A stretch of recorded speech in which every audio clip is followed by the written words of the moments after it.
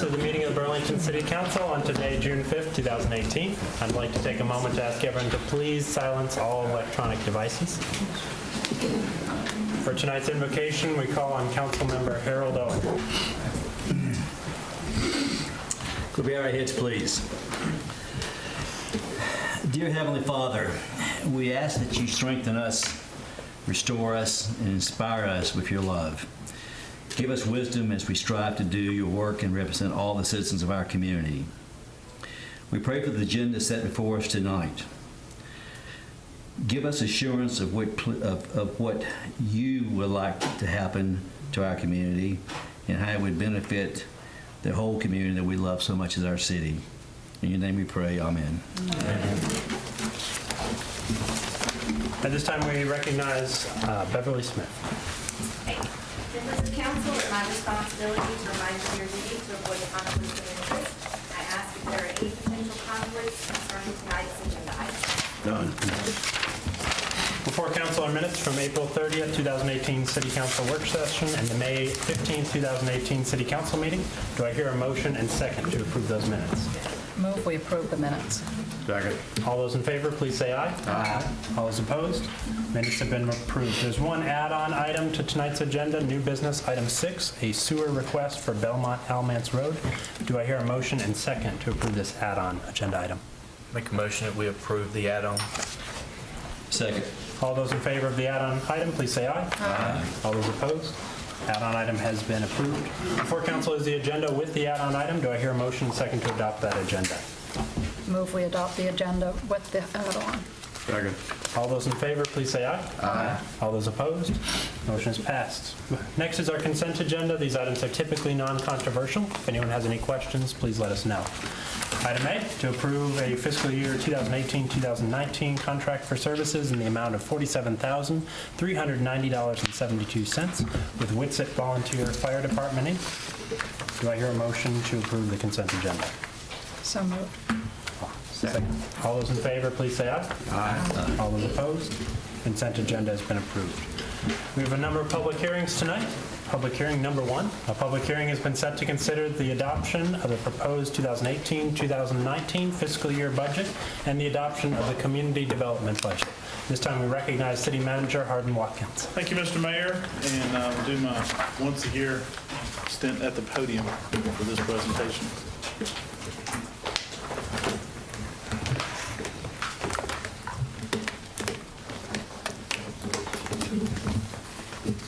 So thank you. I'm going to, for council's purposes, I'm going to repeat some of the information we shared at our April 30th work session. Went through the PowerPoint. There's some new information in here that highlights the changes that have been made to the budget following our April 30 work session, and some additional details about our organizational improvements. Those are the two major changes to what you have seen April 30th, and I'll highlight each of those. So here's a quick summary right out of the gate on this year's on the FY 18-19 proposed budget. Our general fund is $55.34 million, and we are not recommending property tax rate increase. Water Resources Fund is a little over $30 million, and we're recommending a 2% increase in the water and sewer rates. And our Transportation Fund is $2.4 million, and if you remember, the highlight of that fund is we're adding one additional lap to our Link Transit service, and that would extend from 6:30 p.m. till 8 p.m. That's about a $253,000 general fund impact of all of what's going on in transportation and Link Transit, and that is state and federal contributions play a big role in that. I have a few more details as we move along, but that's the one slide snapshot of this year's budget proposal.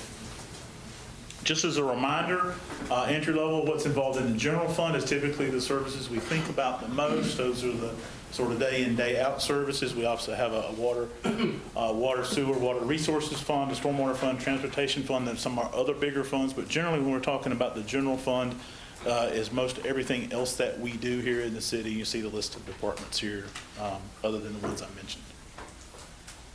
So let me first share with council and those who may have followed our conversation at the April 30 work session of the major budget changes since April 30th. And this is highlighted in a May 17th memo to City Council. We added $150,000 to the resurfacing account to bring that total from $750,000 back up to $900,000. We restored a $30,000 budget cut. That was one of the last things we cut out of the budget before our April 30th presentation. That was for a newly proposed contract landscaping program for our interstates, an interstate exit at Maple. So we have that back in the budget, and I think a lot of folks are happy to see that back in. We reduced the property tax collection estimate to be a bit more conservative with our forecast. We've done this this has been accomplished by reducing the amount by $153,697. So that 153 plus some tweaks to the spreadsheet formulas nets a new projected collection rate of 97.3%. To give you a rate comparison, the city's average tax collection rate over the past 3 years is 98.57. The present tax collection rate, with 2 months still to go, is 98.46. And as I said, what we're proposing in this document is a rate of 97.3%. And just another note, and I think council, some of the conversations we've had, but our revenue cushion now built into the revenue projections totals just a little over $1 million. Other changes, other major budget changes since April 30th that sort of offset the things we just talked about. We moved the changes that were required to accomplish these things. We moved $150,000 of expenses from the general fund streets division and placed them in the stormwater fund, and that is intended to recoup the cost for a stormwater related work that's done by our streets division. And so the estimate is about 11% of their non-capital, non-resurfacing work is related to stormwater, so we're going to transfer those expenses over. We moved expenses from our newly proposed HR generalist position, which is about $86,000, from the general fund over to the water resources fund. The rationale for that is 19% of the city's employees work in water resources, and so this accounts for one of, we have 5 people that work full-time in HR, so this will be one of the 5. We cut the traffic control division budget by about $90,000, and upon a second review after April 30th, we realized we had included an item that actually is going to be taken care of this year with an encumbrance. It hasn't been done yet, but it was inadvertently budgeted again because it wasn't completed. We're going to be able to get that money encumbered in the 17-18 budget, so the $90,000 is not needed going forward. And then we cut the sanitation division budget by a little over $7,000 to reflect the shift in expenditures to the transportation fund, because our sanitation folks now are picking up the emptying the trash cans at our Link Transit bus stops, and that can get reimbursed by the federal transit funds. So the net change here, we decreased our general fund budget total by a little over $153,000. And the percentage increase of the overall budget is now 2.70% as opposed to the 2.99 that we talked about on April 30th. So here are our general fund budget highlights. So some of these slides will look familiar, but with a few different numbers. Our proposed budget is a little over $55 million, $55,343,000, or a 2.7% increase over the FY 17-18 budget. As I said before, no property tax increases proposed. We're going to keep the same tax rate of 0.5973 per $100 of valuation.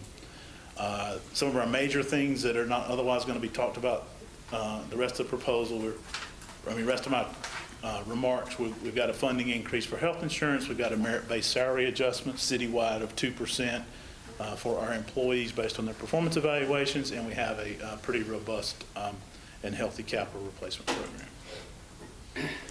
Our major citywide goals in this year's budget, obviously we're balancing the budget with no property tax increase while maintaining the same level of service for our citizens, and obviously inflation makes that hard to do. Number 2 was to try to emphasize and promote growth and economic development. 3 is we want to continue our LED streetlight conversion program. 4 was to add 1 extra lap to Link Transit, again extending that service to 8 p.m. Number 5 is we added new full-time positions. 5 of those are in the general fund, 1 in the stormwater fund, 1 in the transportation fund, and 1 in water resources. This gives you a little more detail about the full-time positions that have been proposed. As you can see in the police department, we're proposing a lieutenant that is fully functioning in the ANET work group in cooperation with the county and other jurisdictions in our county. They've also requested, and we've recommended, a telecommunicator be added to the police department. So you see in sanitation, we're adding a sanitation equipment operator. In engineering, a civil engineer. That's 40% federally funded, and that focus of that person will be to get our sidewalk projects moving. We've got a number of sidewalk projects that have stacked up. We have transit funds available to fund all of 80% of the construction, but we haven't been able to get those fully designed and moving, so that this person will be focused on getting sidewalks built. Human resources, we're adding a human resources generalist. As I said, that'll be charged to the water fund. Transportation is proposing a transit manager, and that's 80% federal funded, and that's part of our continuation of growing and getting our transit operation set up like the federal government wants to see us operate that. Firefighter, one position in the fire department, and a stormwater manager in the stormwater fund.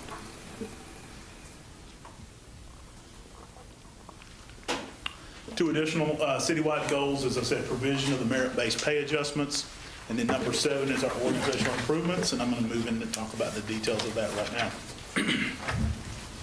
So I have proposed a number of organizational improvements. As council knows, I've been here a little over 2 years, beginning in January of 16, and have been thinking about what is the best way, what's a practical way to try to move the city forward over the next 5 to 7 years with some of the growth needs that we have. So some of the goals in setting up this kind of grouping of organizational improvements is a way to streamline our operations, to improve productivity, to enable some measurable progress on the city's priorities, thinking about the work council did back in January, January of 17, laying out our goals for the future, trying to balance the workloads for our senior leadership team, making improvements to some of the operational areas that need some modification to reflect changes in best practices in their industries, or some new program or service priorities.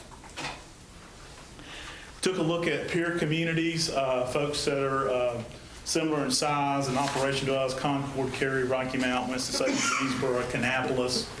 We looked at how they have structured their units, their organizational charts, and this is proposed to be very similar. Just as a side note, some of our smaller communities in the area, Graham, Mebane, Reedsville, have assistant city managers as well. And that's what I'm going to move into. So the proposal is a 3-person senior leadership team. And what I have shared with City Council and is an assistant city manager for development services, which would be Nolan Kirkman, assistant city manager for administrative services, which would be Rachel Kelly, and Bob Patterson, who currently serves as our water resources director. We would elevate his position to a grade 42 from 37 in the pay plan. 42 is what council set when it originally approved an assistant city manager position back in November of 2015. It has been vacant since that time. And just as a reminder, I started in January of 16. So thankful this was already laid out and set in place, so we had some idea, inkling about how to move forward with the plan and where that seemed to fall. And so I have an organizational chart which has been provided to council. There's a copy of that, and I'll get to that in just a moment to just give a little more detail about what the structure looks like. I'll come back to that in just a moment.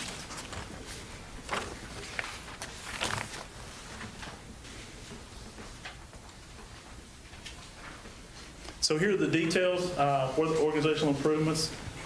We take our 5 divisions of public works, our transportation department, engineering department, planning department, inspections department, and projects team, and put that into one group called that development services, and that will be under the responsibility of one assistant city manager.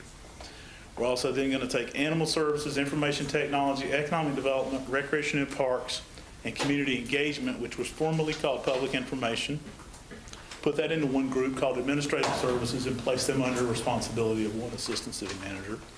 As I mentioned, we'll elevate our water resources director to a grade 42, and we're going to establish 3 divisions within water resources: water and sewer operations, which is our plants. We operate 4 plants, as you know, 2 wastewater, 2 water plants. Then we have our second group, which will be field operations. That's our water and pipe maintenance group, and also our construction group. Very field heavy in that area. And then we would add a third group, stormwater. So that's a change in breaking out the field operations and stormwater, which are currently working in one group right now. The next piece is that I will, as city manager, will keep 5 departments in my direct line of responsibility. That'll be police, fire, finance, human resources, and the city clerk's office. Senior Administrative Assistant Beverly Smith, who also serves as our Deputy City Clerk, will also then report directly to me as City Manager. The next piece is to rename, alluded to this a moment ago, rename the Public Information Office to the Community Engagement Division. And we're going to reclassify a vacant position in Recreation and Parks, which used to be Park Superintendent, do away with that position, turn that into Community Engagement Manager in this division. This new position will lead our Public Information Specialist, which would then be vacant, PEG Channel Specialist, who is the person that runs the cameras in this room and keeps our channel active, and then a newly proposed Youth Solutions Coordinator with a lot of details still to be worked out about what that looks like. But what we do here is establish a place where the Youth Solutions Coordinator fits in the organizational structure and also sets aside the money needed to fund that position. And again, that's council will be guiding us in the future of how to set that up. Morgan Lassiter will serve as our Community Engagement Manager, and a recruitment process will be initiated for a new Public Information Specialist. The next component is creating a new Public Works Director role to help balance the workload of Nolan Kirkman as he moves into his Assistant City Manager role. This new position will supervise 5 divisions: building maintenance, cemetery grounds, equipment services, which is our fleet group, sanitation, and the streets division.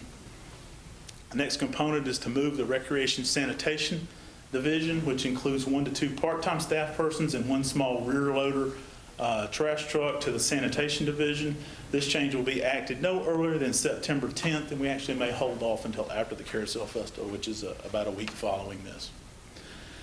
The next component is moving the street sweeper driver and street sweeper equipment, which now operates in the stormwater division of the Water Resources Department, and moving that to the streets division. The major change is just the reporting relationship, and that person will now report through street superintendent. The funding, however, will remain in the Water Resources Department because street sweeping is a vital component of stormwater and keeping all the garbage and the oil and things out of the stormwater system. So just a few more details about this.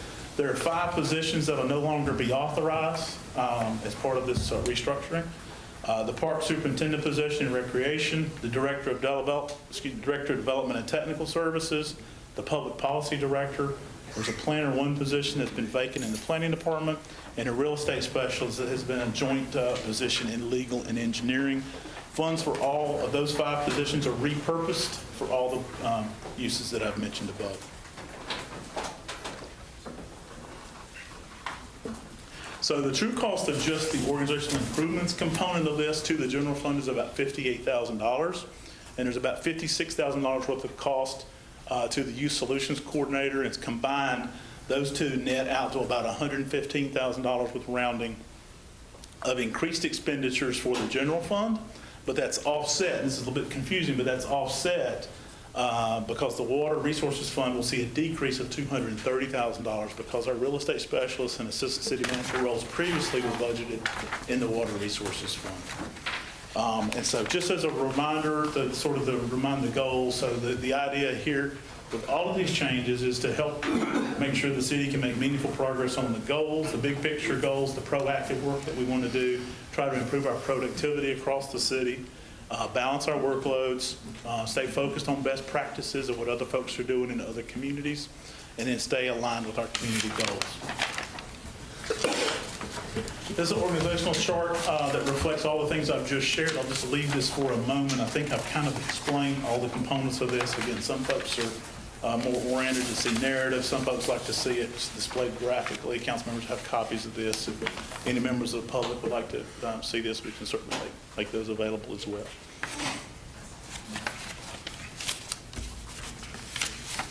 So that covers the organizational improvements, and so now I'm going to transition and just talk about the rest of the budget details. So this was going to be slightly repetitive information that you may have heard on April 30th, but want to make sure everybody from the public before the hearing has a chance to hear this as well.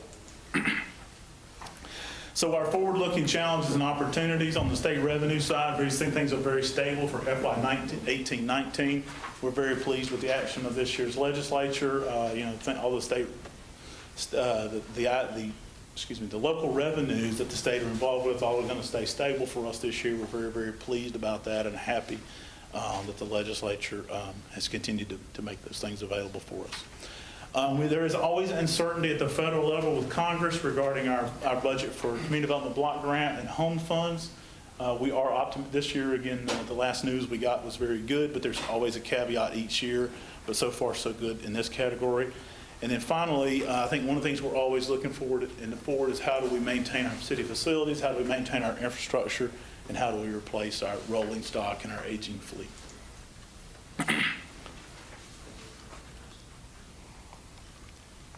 Talk a little bit about our revenue picture. So we're projecting some moderate growth in the property tax revenue. Like I said, 97.3 property tax collection rate, and that has been revised downward from the figures that we talked about on April 30th. Sales tax revenues are projected to increase over the FY 17-18 budget. We do have a good deal of optimism about the state and national economy. And our building permit revenues are rising with the economy, and we see some very optimistic things happening in that area.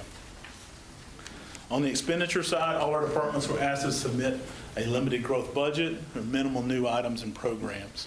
The major new expenses for us on the operations side are the new positions that we've mentioned, the reclassifications and restructuring that we've mentioned, our merit-based pay adjustment program, which is 2% citywide, maintenance and service contracts across the city, health insurance funding, and utilities, and those final three are driven largely by inflation. The emphasis in our general fund, and this is a slide that's kind of exciting. You get to see some of the really cool things that we're working on and things that folks should be pleased to hear about, I would think. Obviously, we want to provide outstanding day-to-day services across all our function areas every day, and we do that, and our folks do a wonderful job of that, and an incredibly dedicated team that obviously make us each proud every day. Some of the new things for next year is continuing our commitment to improve neighborhoods throughout the city. We've been talking that long and hard since we saw our reval decline by 1.6% this time last year. So we have literally challenged every employee in the city is that each and every one of us plays a role in trying to bring that 1.6% number back. So that in 8 years, it's going to be a positive number, not a negative number. And that's not just the job of our economic development director. That's not just the job of the city council.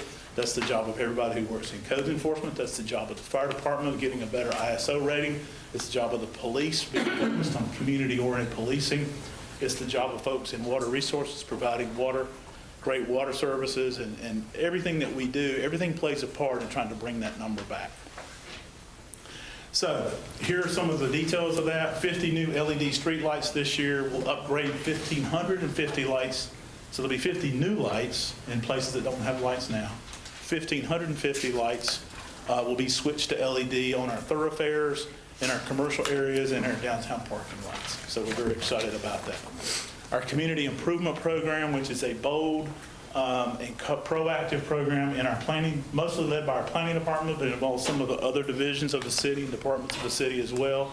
But we really do feel like that is going to dramatically help our tax values as we try to improve property values around the city. Youth Solutions Coordinator, I mentioned a moment ago. We've got our structure and funding in place. We continue to work with council on the details related to that. Our direct service staff, we've added, in the positions, we've added direct service staff in sanitation, engineering, fire, and police, so folks should see some better service for a community that's growing. We're building momentum in our Economic Development Success Council. Heard some great stories last night of success in economic development that are happening all around the city. We are focusing now on our major properties. As you know, we've got a major study underway with the Maple Avenue corridor study that is close to wrapping up.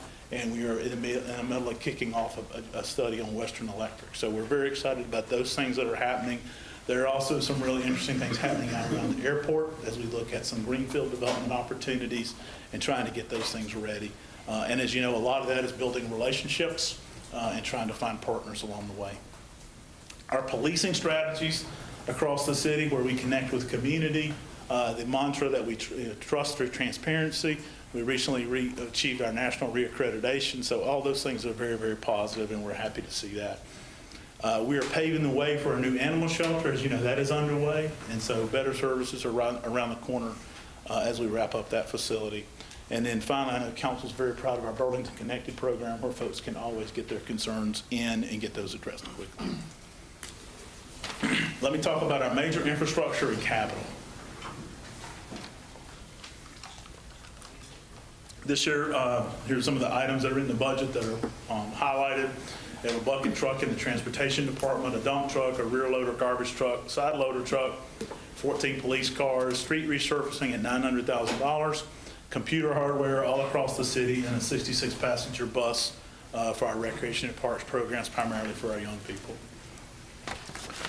We have economic development and quality of life partners that we fund, and I believe folks are with us this evening. Jessica Passion from the Burlington Downtown Corporation. And there's Mac. Yeah, see, Mac Williams is here from the Chamber of Commerce, and Dan Danley is here from the airport. Also noted that Jan Davis and Jeff Andrews are also here from the BDC. So these are our partners, and as you know, we sort of see ourselves as having sort of a four-part team on economic development. Obviously, the city, Burlington Downtown Corporation, the Chamber of Commerce, and our airport authority. And all of us have our role to play to make sure things continue to happen in a positive manner. We appreciate them being with us this evening. And the city does propose, maintaining the same municipal service property tax rate of 17 cents for the special tax district, which is the same as it is today. Our general fund budget for FY 18-19, you can see this document, council, that's included in your packets as well, that details this, $55,343,000, and as you see, we always balance our revenues and our expenditures. This displays that same information in a graphic form. I'll just highlight three areas. Our property taxes are about $25 million. You can see what percentage of the pie that is for us. Sales taxes are around $11.9 million. And then our state shared taxes are $5.7 million. And then you see we have a number of smaller sources. General fund revenue sources. This lists our various revenue categories. And you see we're fairly well diversified in these categories with some smaller things, but primarily we're depending on property taxes, state shared taxes, and sales taxes are our three biggest components, with recreation fees coming in there at 4%, right with personal vehicle taxes. This shows that graphically, and again, Public Works, I'm back to the expenditure side now.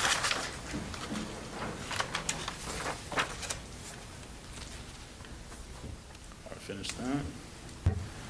I guess these got to have order. So this is our expenditure side. Public Works at $9 million, recreation at $6 million, police is about $16 million, and fire is at $8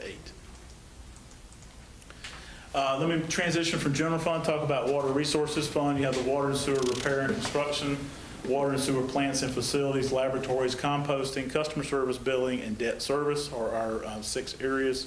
Within that, water resources fund budget that we proposed at a little over $30 million, which is a 2.2% increase. That's a 2% increase in water and sewer rates, and that's primarily to offset inflation, and help us focus our attention on capital improvements and investments we need to make throughout the system. This nets an average residential customer increase of about 90 cents per month, or 3 cents a day, for a customer using 5,000 gallons of water and sewer monthly. Key expenditures in the Water Resources Fund, we have some water line replacements, Greason Road and South Church Street. We have the Little Alamance Creek Sewer Intercept rehabilitation. We funded 100% of the capital requests that came in from the department. We are also going to begin an exciting project to transition and do a pilot project on automated meter reading. As you know, today we're still doing that manually, where our meter readers literally have to open the metal box, look in there, rub the dirt off the numbers and read the numbers and write them down. And then we got to come back in and key those in, a very labor-intensive process. Because our system is so large, we've been a little cautious on jumping too quickly, but we're going to move forward with some new technology that we've got 2 or 3 things that we're using a consultant to help us analyze that'll give us various ways to read those without that degree of labor involved. We've also planning to tackle a water and sewer and stormwater master plan in the next fiscal year, and we're excited. Council had some feedback for us on that area. We're excited to be working on that in the coming year. That'll help us figure out which directions we want to grow and what kind of investments we need to make to continue our growth and be ahead of the curve.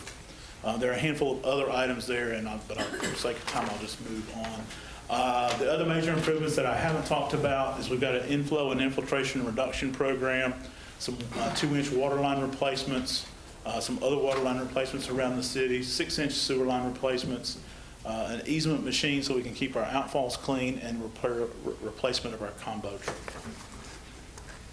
This is the overall snapshot of the Water Resources Fund budget, and as I said, obviously our revenues and expenditures balance, a little over $30 million.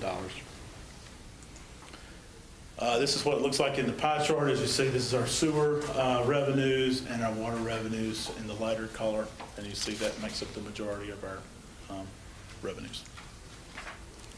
On the expenditure side, you see it's fairly well divided amongst various categories here: sewer, water, debt service, lakes and marinas, and our shared resources, where they work on both water and sewer. So in terms of our rate increase, we're proposing the bill would ultimately be about $1.87 increase per day for our users on the 5,000 gallon average user. 184 now, in the future, it looks like that'll be about 187. All right, let me transition now to transportation fund. As you know, we're all very, very proud of our Link Transit system, which celebrates its 2-year anniversary this week. And this is a fare-free week for anyone who wants to take a ride tomorrow or the rest of the week. They can ride for free. And we are seeing some major increases this week, almost as much as 50% increased ridership based on the fare-free week. We are proposing, we've had 166,000 riders since the inception of the program. Riders, not trips. Actual riders that got on and tripped the counter as they got onto the bus. What we're proposing this year is to add one additional lap to the system. So whereas now at the end of the day, things pretty much wrap up and everything comes back to the hub on Worth Street at 6:30 p.m., our goal for next year, with the help of some state and federal funds, is to add one additional lap. So each of the 5 routes will run one more time at 6:30 and go to the end and back, and basically be back at the hub at 8 p.m. And we felt that really opens up some opportunities for folks that work in the service industry, folks that have to hustle to get home. Sometimes if it's going to be back here at 6:30, you're leaving the edge of the system about 5:45, right? So that may end people's day a little earlier. We're real optimistic about what we see going forward. Again, let me remind everybody the goals of Link Transit is clean, safe, and on time. Mike Nunn does not like me ever talking about Link Transit without mentioning that is the goal of the system, is to make sure we take care of all those things for our patrons. There's about $253,000 of funding that comes over from the general fund. And one of the ways we're able to manage a $2.4 million budget with the $253,000 general fund contribution is thanks to the federal government and their generous partnership on this program. They pay about 80% of our capital item expenses and 50% of our operations expenses. And as council knows, we have a number of partners that also help us defray our expenses, and I want to take this moment to thank them. It's Alamance Community College, Town of Gibsonville, Alamance County United Way, and the Hayden Harmon Foundation, and we greatly appreciate their continued support of our system. Let me transition now to stormwater fund. We're proposing no change in the rates. Currently, we charge $5 per month. We have a little over 22,500 customers, and that budget nets out to a little over $1.2 million. We have a handful of other funds that council will need to officially adopt.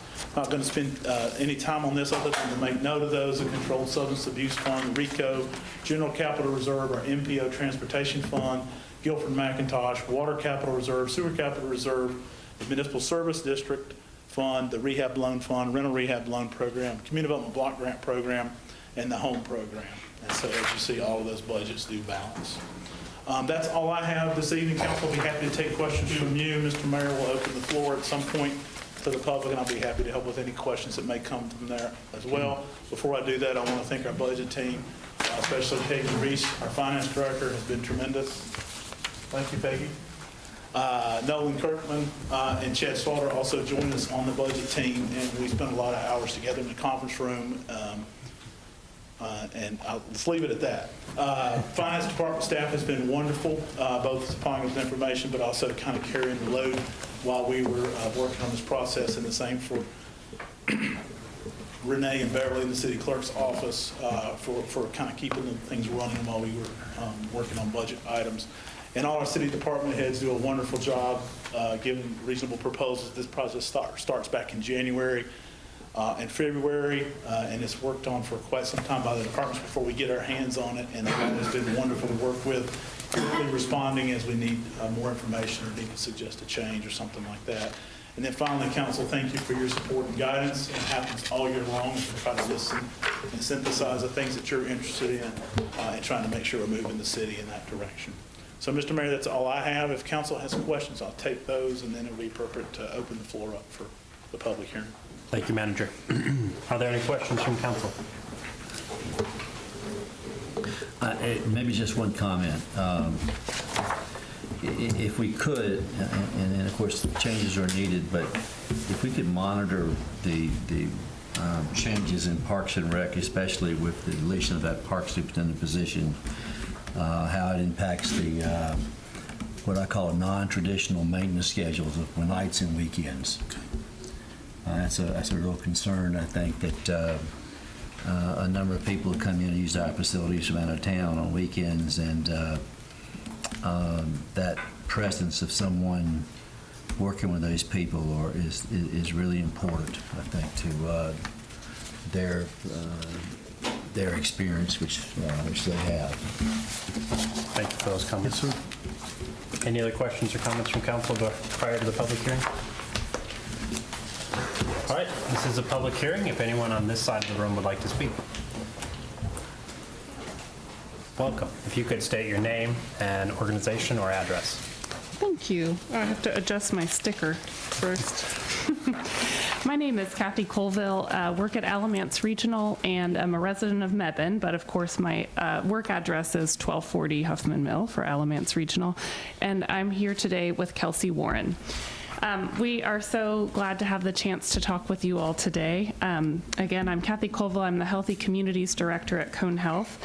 I'm here with Kelsey Warren and other members of the Alamance Network for Inclusive Healthcare. So Amy Brown and Tracy Salisbury are here as well. Amy's the leader at Charles Drew Community Health Center, Burlington Community Health Center, and Tracy is the leader of the Open Door Clinic. All of the agencies in our network are really devoted to serving people in Alamance County who are uninsured or underinsured. And our efforts include minimizing any barriers that keep people from getting to the doctor's office. Any access to healthcare services, and public transportation is really one of our priorities. So we're really here today to support this budget proposal and to share our perspective on transit from a healthcare perspective. So as Kathy said, my name is Kelsey Warren, and I'm actually an Elon Alamance Health Partner with Alamance Regional. This morning I had the opportunity, along with 5 of my peers, to conduct 40 in-person surveys with passengers on the 5 routes of the Link Transit System. The purpose of this survey was to get an idea of the passenger satisfaction, as well as gain insight into the impacts that this transit system has on their lives. Many of the passengers rely on this transit system to meet their daily needs, such as grocery shopping, medical appointments, and work shifts. Out of the passengers we surveyed, 85% of them are weekly riders, and 40% ride the bus every day. In some communities in and around Burlington, the number of households without a car is as high as 20%, which means that in these areas, 1 in every 5 people must rely on another form of transportation. The Link Transit System plays a vital role in supporting residents and allowing them to get to work, to the doctor's office, and to go shopping. I'm a new resident of Burlington, and this was my first time riding Link Transit. It was a very positive environment, and I felt welcome the second I stepped onto the bus. I formed a strong impression today that passengers recognize and appreciate the importance of this service and hope to see greater expansion in the future. Overall, the passengers were very enthusiastic and willing to share their wonderful experiences they had using the transit system. In fact, one passenger stated, "I love Link, keep up the good work." The passengers reported overwhelmingly positive satisfaction with Link Transit's cost and convenience. Some passengers even offered to pay today, although it was fare free week. They appreciate the value. So we also asked each passenger today about extending the hours until 8 p.m., just what it would mean to them. So this was a very, very popular proposal for this group that we talked to. By extending the hours, we asked them, how would it impact you? And they said grocery shopping, medical appointments, and a lot of recreational activities. But about 40% of the people said it would make it easier to match up with work shifts, especially for people who begin or end work later in the afternoon or the evening. I also wanted to mention that the extended hours mean a lot to the medical providers in our community. There are a lot of patients that are asking for later appointments. It's just much harder for customers or patients to take the financial hit of taking time off of work to go to the doctor's office. And Tracy and Amy are going to share a little bit more about that. So really the main message that we wanted to share with you today, and it is delightful, actually. Everybody answers our surveys and everybody has wonderful stories to tell. You've built a transit system that the passengers really value. Now they want more of it. They want extended hours, weekends, and more frequent runs.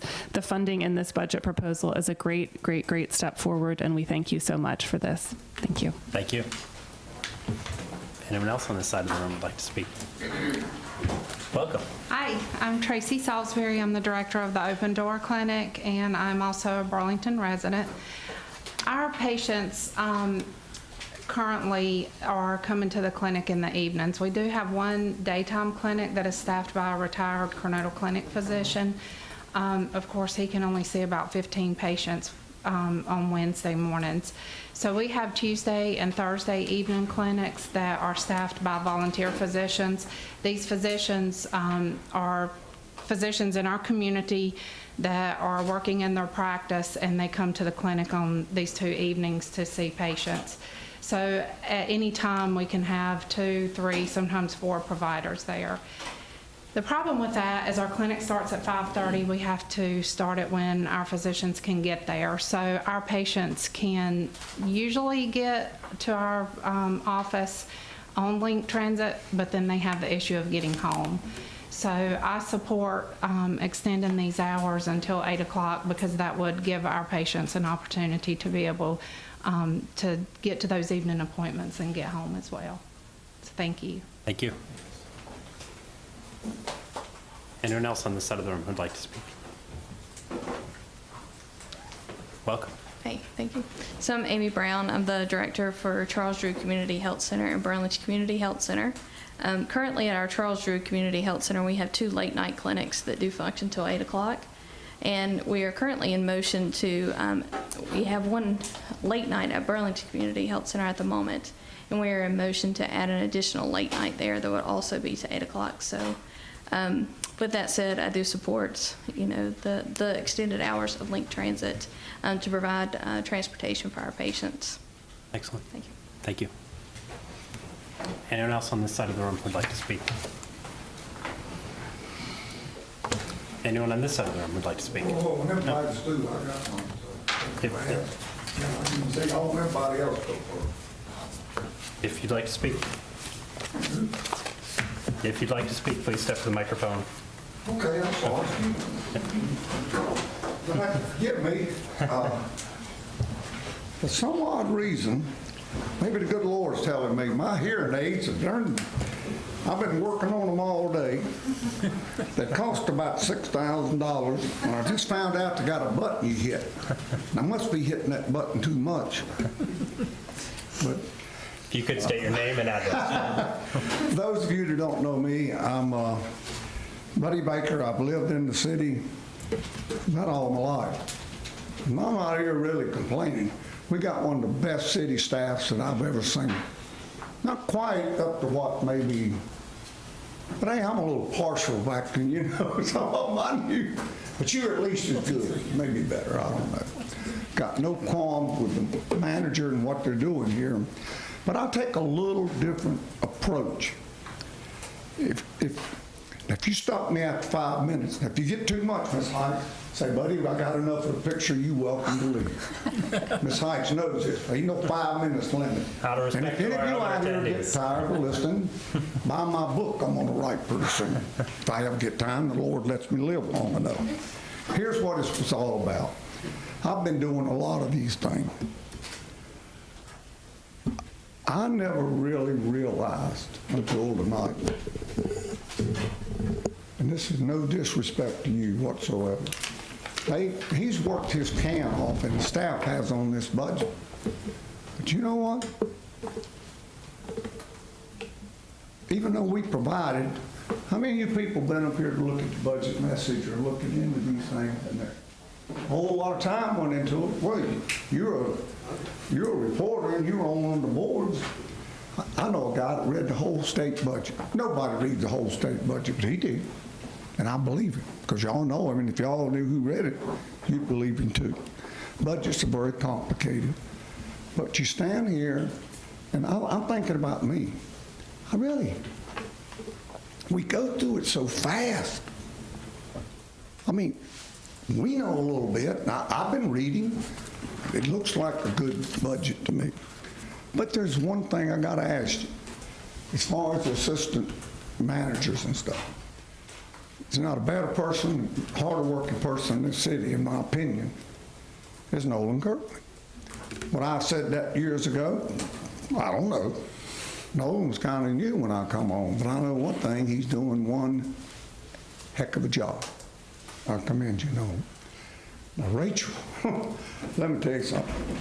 That public information thing is phenomenal. Sometimes I pick at her because sometimes some things don't happen before my thing gets there, but she puts them on. My granddaughter can come tell me, Papa's on email. I know you ain't got the thing yet. It's on email, so you can go and get it on there. If the printer's working, she'll even run me off a call. Who's Bob Patterson? Bob Patterson, what I got to figure out is, you said it's been a decade, according to what you said.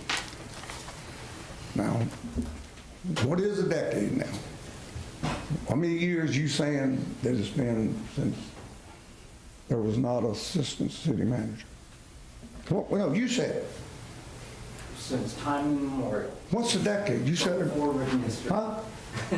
Since before my time. Now, wait a minute. I don't know when you came, but it wasn't before the beginning of time, because as some of you remember, I think it was around 1986, the first deputy city manager that ever worked in this city, his name was Larry Connors. Larry Connors was also, ask anybody here, he knew the English language. I don't say fur, neither did he. That's kind of Southern talk. There's some people here tell you sometime when Larry said things, I had to go look up what he said. But I didn't mind it. But he had a good role for me. He was articulate. Yeah, some of these people knew him. He could say some things to you. But if you could wrap up in 1 minute. Huh? If you could take 1 more minute and then wrap up. Well, you know what? That may be to you, but we're going to see what the rest of them have to say about it. It's so voted on by the council. And I waited till the last. The last time I come up here, the mayor said 5 minutes. I sat here and I was asked to come here by some people. And I got up to talk, and I'm going to guarantee you nobody in this building knew more about the topic than I did. And the reason was, I'd already done it 3 times. But nobody asked me about that. Okay, and that's okay. Don't matter. But the problem had already happened 3 times on my shift, and I'm sure it happened on Mr. McIntosh, and it may have happened on, but you know, I guess I'm kind of picking at y'all a little bit.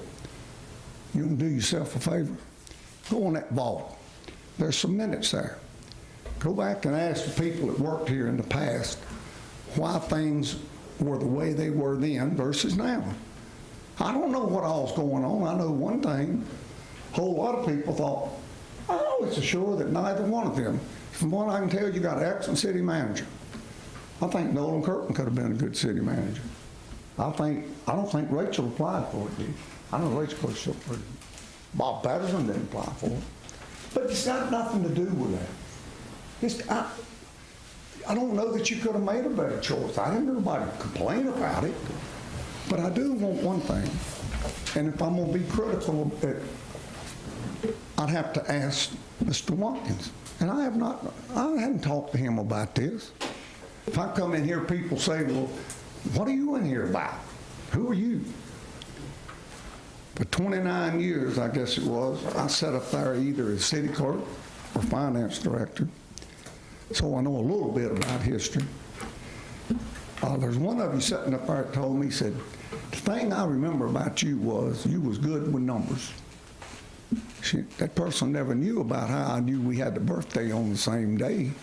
And that's because I can remember a whole lot of things in the past. Don't ask me why I can't remember what your name is. I'll never forget you. Some of you. But if you could wrap up. All right, I'm gonna wrap up. Here's the bottom line. Excuse me, Mr. Mayor. I don't know you very well. You come knocked on my door. But I was here before you came, and I'll be here probably, well, no, I'm too old for that. I'm gonna say what I'm gonna say, and if you don't like it, you're welcome to get up and leave. With all due respect, I'm sorry, I'm not gonna attack the mayor. I think you do a wonderful job. But you asked me if I had any, and I didn't hear, did y'all say at the beginning you limited if I'm sorry if you did, I didn't hear you. I ain't got my hearing aids. If you don't want to hear what I got to say, I'll go ahead and just tell it to, I'll wait and tell him. I don't have any problem with that. Here's my question. I'm not saying there's anything wrong with the budget. I got a question, and it's not for you, but it has not been a decade. It's been over, what is it, 10 years or something? I don't know, I'm trying to think. You was the one that said it. How long is it? Over a decade. Huh? It's been over a decade. How long is it? 10 years, okay. Well, yeah. So I guess, Harold, shame on you. I asked Harold one time, I've heard this before from the council. All I'm asking you about is go back historically, and are you doing the people a favor or not? I asked Mr. Owens and one other city employee, probably back in the 1990s. Buddy, do you have any additional questions? Yeah, I'm doing this thing right here. I'm Okay, talking please about ask the your budget. additional Here's the questions bottom and out of line. respect to the rest of the Mr. folks Mayor, here. I'm painting a picture. I told you, you can stop me. But I think if you're not willing to hear what I said, maybe that's your problem today. I told you, it's not that far along. So far, you're the only, the rest of y'all, look, I'm a picture painter. Y'all want me to stop, or the mayor, I guess he can just boot me out the door. I don't think you want to do that. Buddy, we got another side of the room that needs to speak up. Oh, I thought you stood with him. I said I'll start with everyone. Has anybody here got something to say? I'm sorry. Buddy. You pointed your finger over there. I can't exactly hear. I talk loud enough you can hear me. So you hadn't gone to this. I will. Has anybody here got anything to I mean, I'm sorry. Excuse me. Jesus whiz. I know what the rules are. I just got through saying the previous mayor told me after 5 minutes, he looked in his watch. He asked me to come up here and address something I had dealt with for over 29 years totally, because I did the same thing as finance director. And he gave me 5 minutes to tell him a little historical, because I paint pictures. All I'm trying to say to you, do you, maybe none of you remember, because you don't know historically, but some people do. Harold may remember it. I'm sure Mr. Ward and Mr. Huffman could probably tell you who were the, quote, assistant city managers. It was Harold Owens and Gary Hicks. Now, why? They turned it down. Now, why did they turn it down? So I'm going to tell you three something. Maybe it's not that way now. Harold, do you remember what you told me? I ain't even talked to Gary. I'm sure Gary does. Gary don't mind. But what basically happened? I know how people's mind go. If I'm offering him assistant city manager, and I'm offering Gary, and if I know when they say something, it's about the truth. About positions. Sometimes you look and you see, you ever seen a city eliminate a public work director position, police chief, or what I call basically essential services when times get tough?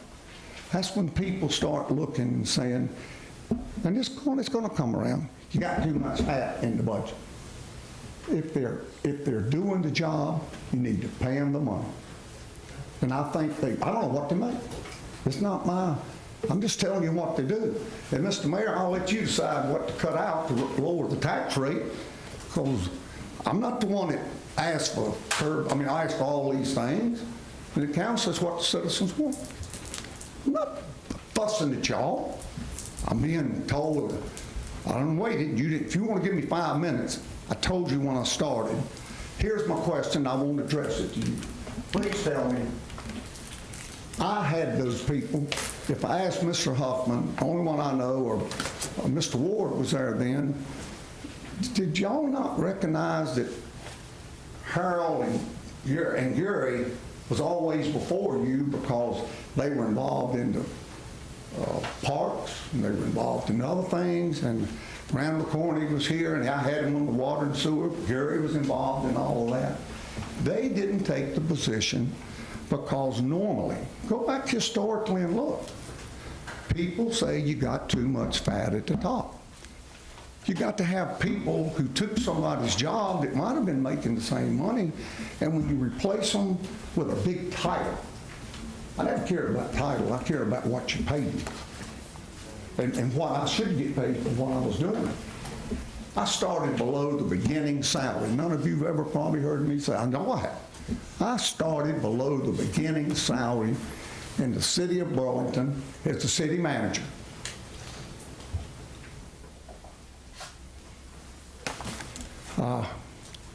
He don't have what it takes to say. Buddy, I'm going to ask you to stop. I'm finishing up, Mr. Mayor. I've already told you one time, you're one member of the council. Council's been very gracious. Please wrap up your comments. Okay, I will. Mr. Mayor, have you gone back and read in the past, do you know anything about the historical part of the city at all? You're the mayor. Tell me what then. Tell me what I just told you. How many times you gone back there and took to the minutes? And you know, how old are you, Mr. Mayor? Buddy, please wrap up your comments. I just asked you a question. I'm 75, 74, 75 in August 26th. Here's what I'm trying to say to you and everybody else. You've told these people, but Mr. Watkins, I think you're doing a great job. There's no three people I would pick out other than those three to do that. And I don't know what's going to happen, but for some reason, I had two people. And the only reason that I didn't have assistant city managers back in the other decade, I did have Mr. Connor, they didn't want the job.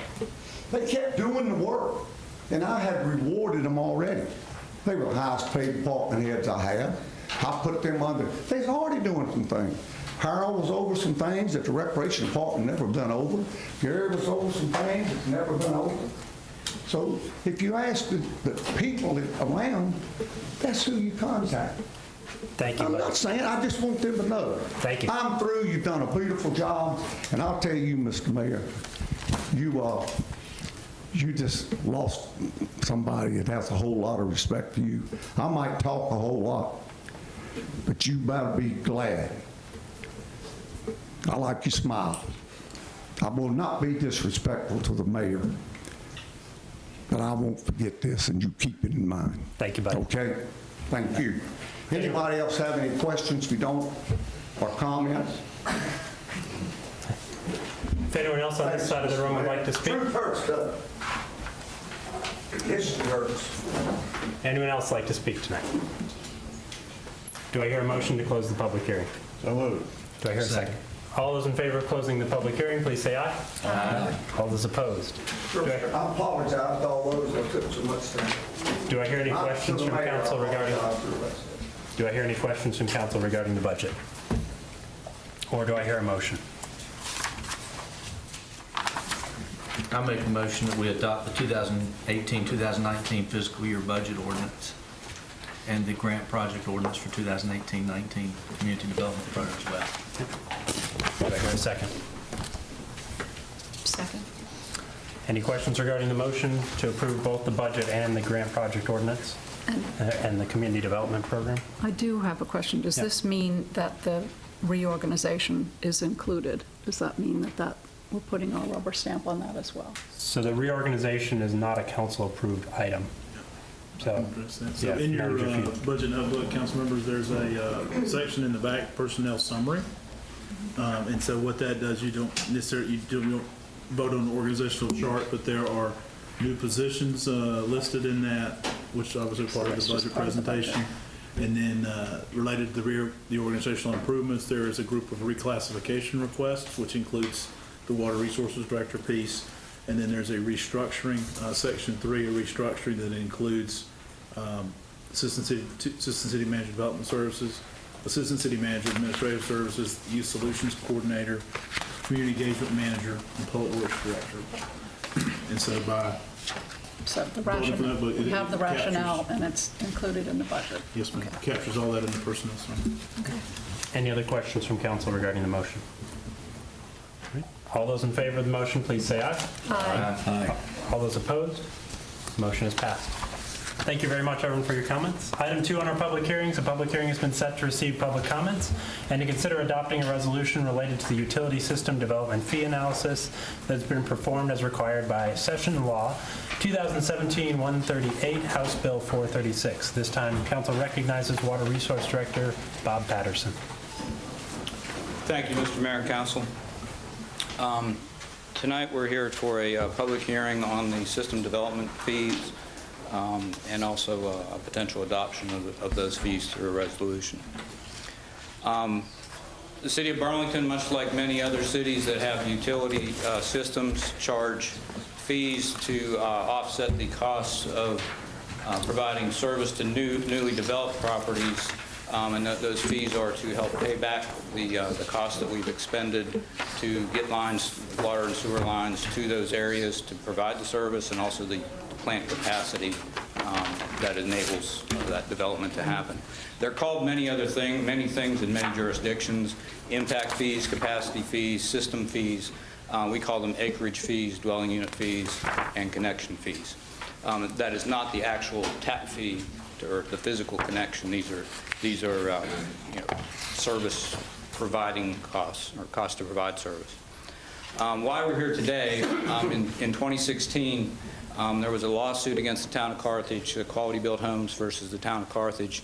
It boiled down to whether cities had the authority granted through the general statutes to charge those fees. General Statute 168-314 is the statute that provides cities' ability to charge fees. The city may establish and revise from time to time schedules of rents, rates, fees, and charges and penalties for the use of or services furnished by any public enterprise. In the General Statute 162A 88, which is for county water and sewer districts, has basically that same phrase, except I have underlined there, or to be furnished. And that was the gist of the lawsuit, whether Carthage had earmarked some of those fees for the future expansion of their system. That went through the court system, through a series of appeals, and the net result was that called into question all development fees, whether they were legal to collect and whether cities and municipalities had liability going back years for those fees. So the General Assembly passed Session Law 2017, or 2017-138, which is House Bill 436, also known as the Public Water and Sewer System Development Act. And this act established the authority for system development fees to be collected. System development fee was defined as a charge or assessment for service imposed with respect to new development. New development had a broad definition of brand new development or redevelopment, repurposing of existing buildings. And those fees are to be used to fund the cost of capital improvements necessitated by and attributed to such new development, to recoup the cost of extending facilities to serve that new development, or a combination of those items. The Act also laid out the requirements that any municipality that wanted to charge those fees had to conduct a study through the AWWA established procedures that are accepted nationally to do a financial analysis and justify the cost of those fees. It also laid out procedures that we have to go through to provide for public input, which is to publish the study on our city website and provide at least a 45-day minimum comment period to receive those comments. And there's also procedures spelled out for adoption by the governing body, either by resolution or ordinance. And that study must be updated at least every 5 years. It can be more frequent, but at least a minimum of every 5 years. So our analysis, we hired the firm of Stantec Consulting Services to do a rate study and this system development fee study. They began the system development fee study in October and conducted that, and we presented that initial study to you in March 5th work session. They analyzed our billing data, our consumption data. We provided them a 10-year capital improvement plan. They looked at our fixed assets, and as I said before, that was provided, or that procedure was set forth through industry-accepted AWA studies. The analysis was posted on our website March 29th. To today, it's still up there. It was a period of 68 days. We did not receive any public comment. We did have one staff request. The fee schedule was laid out up to a 4-inch connection, a water meter connection, and they asked to provide also a 6-inch and 8-inch meter connection. So we're here for the public hearing tonight to receive any further comments and consider any comments we may get today and either adopt the resolution tonight or we can bring it back at the next meeting. By statute, we have to adopt the fee schedule by July 1st. Any questions from council? So our current fee structure on the residential side, we collect on the water development fees an acreage fee that's $500 per acre, and a dwelling unit fee that is $600 per dwelling unit. And likewise on the sewer, we have a $500 per acre fee and a $600 per dwelling unit charge. The acreage fees are based on a minimum charge of $1,000 per lot. So if the lot is less than 2 acres, it's still $1,000. On the non-residential side, any commercial, institutional, or industrial project pays that same acreage fee, but there's no dwelling unit fee. It's based on the connection size, the diameter of the line that connects to our system. And the proposed development fee, the procedure laid out a baseline of a residential connection. So the residential equivalent dwelling unit is how it's calculated. So that fee schedule is based on one residential connection is calculated to be $684 on the water side and $1,406 on the sewer side. As opposed to our current structure, it's about $2,000. So for residential new connection, very similar. On the non-residential size, it is now based on the equivalent meter size. So the AWWA, which is the American Water Works Association, has done studies to determine the equivalent of a 4-inch meter is, for example, uses or provides about the same capacity as 16.67 residential meters. So they've gone through, based on meter size, determined this equivalency, and the fee structure is based on that. So anything commercial is, or non-residential, is a multiple of the equivalent residential unit. And that is how the fee is determined. Any questions regarding the fees? When I went through this whole report, it seemed to me that there was one section in there was sort of a 20-year blueprint for the kinds of capital upgrades we would need through the life of the system for the next 20 years. Did I read that correctly? The statute is based on, you have to do a minimum of a 10-year study, so that's why we have it set as a 10-year capital improvement plan.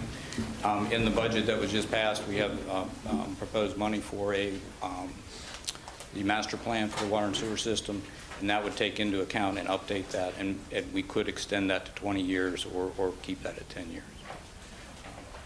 It's at least a minimum of a 10-year planning period. And obviously, this law is not designed to fulfill all its needs. That's correct. In terms of just the fee itself. That's why the capital improvement plan and potential bond packages or whatever in terms of rate structures for the enterprise fund will need to be adjusted on an annual basis or not put off to significant periods of time in the future when there are major issues. Yes, that is a correct statement. These fees are to provide for recoup of the cost of what we've spent to date to provide the existing capacity to serve new development and to extend lines to those areas that are developable. If we reached capacity and we needed to, say, expand a wastewater plant, then that would go into the new calculations, but we would still, financing would have to be through a bond or capital reserves or something. So these fees would change as that happened, or is this set for a period of time? If we adopt these fees now, they're set for up to 5 years. We have the option that we can, the law does not say how frequently you have to revise them, but they have, every 5 years, they have to be revised. So if we need... So we can look at these on an annual basis. Okay. And I think internally we would if we saw Similar big to what changes. we did in the past with the old fee that we charged. We just looked at our capital needs and infrastructure needs on an annual basis, and if necessary, we would have adjusted them at that point in time. That's correct. It really, functionally, I don't see a big difference, but this was a new method to justify the cost, or what we're charging for our development fees.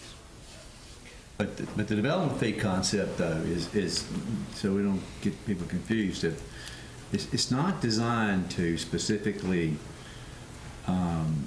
impact your people who are already in the system. I think that's what confuses people. We're talking about... That's correct. Any current customers that receive a water bill, this fee does not apply to. That's right. Only to new development, so a new subdivision, a new apartment building, a new restaurant, a new commercial facility. So people can understand... Or a existing facility that never had service before. So as people can understand then, when new growth comes in, the cost of providing services in terms of utilities to water and sewer for that particular growth goes back to them and is not put on the regular citizens' backs in terms of taking that cost. That's correct. Any other questions prior to the public hearing? Is this going to be adopted by resolution versus ordinance? We have a resolution in the package. Okay. Is it the reason I raised the question about it is that if it's by ordinance, it can be accessed pretty readily. Is this going to be so it can be accessed by people researching, wanting to know about the development? Yes, I think we will publish this on our website, so Okay. they are available.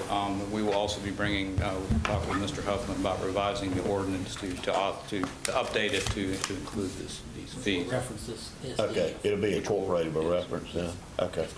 All right. That's what I know. I just want to know about, people having access, to be able to tell, what, to go on without actually having to come to the city hall or ask somebody. They could go on independently and find out about the development fees. So.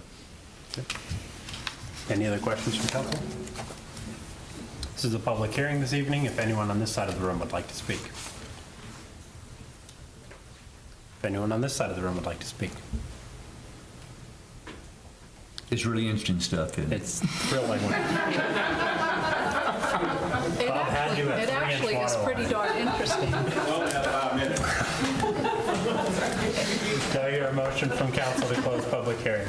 So moved. Do I hear a second? All those in favor of closing public hearing, please say aye. Aye. All those opposed?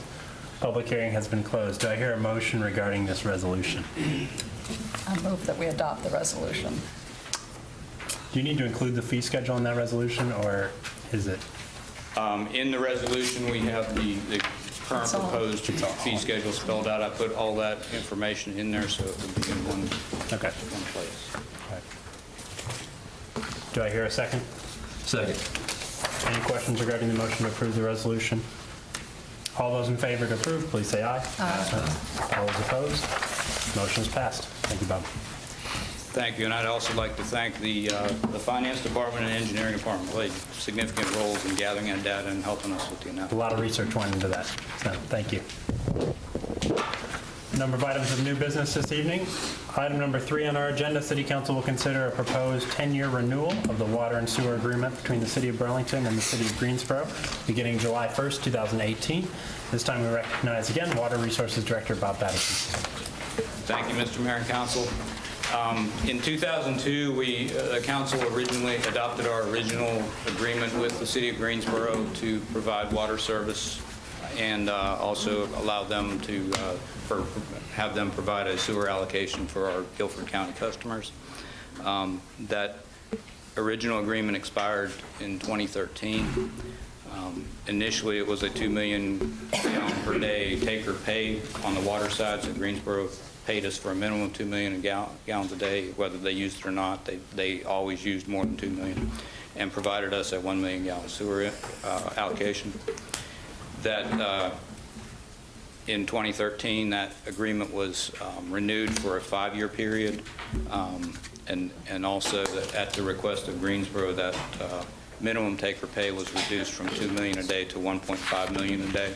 Randleman Reservoir had just come on board, and so they politically they had wanted to reduce their obligation. In practice, from that time to today, they have, I believe, have continually taken above that 2 million gallon a day. They are our largest customer, using about a quarter of our production. So that agreement expires July 1st of this year, and Greensboro's Water Resources and Legal Department work with our legal department and me to update that agreement. And essentially, there is no change to that agreement, except that they're now amenable to a 10-year agreement, still with the 1.5 million a day minimum purchase and 900,000 gallons per day. The sewer was reduced to 100,000 in the 2013 agreement. That same allocation is provided to us for the Guilford County, our Guilford County customers. So tonight we have that before you to consider for renewal. Any questions from council regarding this agreement? Bob, won't you real quickly explain why that sewer part is so important to us, to have an agreement with them to take that allocation? We don't have any gravity sewer, or we have gravity sewer to serve our customers in the Springwood Park area and also Brightwood Farms. But in order, if we were to bring that back to our plants, we would have to put in large pump stations, force mains, be a significant capital investment in order to bring that to our plants. Part of that agreement, Greensboro can give us a 3-year notice to say, hey, we're going to need that capacity, and then we have to act.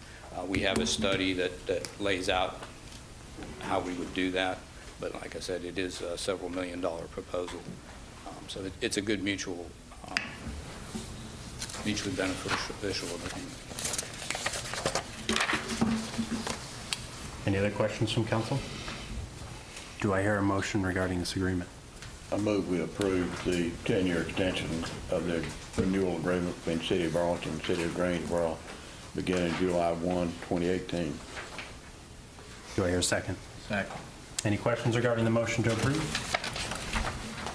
All those in favor, please say aye. Aye. All those opposed? Motion's passed. Thank you, Bob. Thank you. It is my understanding that Greensboro will consider that agreement June 19th. June 19th. Thank you. Item 4 on our agenda, City Council will consider approving amendment number 1 in the amount of $129,000 to the contract for professional engineering services with Hazen and Sawyer for the design of a sodium hypochlorite facilities at the J.D. McIntosh Water Treatment Plant, and approve budget amendment 2018-36 at J.D. McIntosh Treatment Process Project Ordinance for the conversion process. The details of that item are spelled out in your agenda. At this time, council again recognizes Water Resources Director Bob Patterson. Thank you again, Mr. Mayor and Council. In 2015, we originally presented a design contract for council approval, and that contract spelled out was for the hire Hazen and Sawyer for the engineering services to design a sodium hypochlorite feed facility at the McIntosh plant. Currently, we use chlorine gas as a disinfectant, which is a very powerful oxidizer, a very excellent disinfectant, but it's also a very dangerous hazardous chemical. If you recall history in World War I, trench warfare and gas that was used, that was chlorine gas. It's heavier than air, it settles, and it's a very, very poisonous substance if you breathe it in. safe to put in the water. Our staff is very highly trained. We have the proper safety equipment and personal protective equipment that they use when they change these. These are 2,000-ton cylinders to change over to a new cylinder.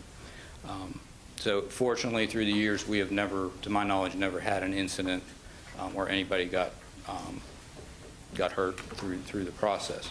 But like I said, it is a dangerous chemical.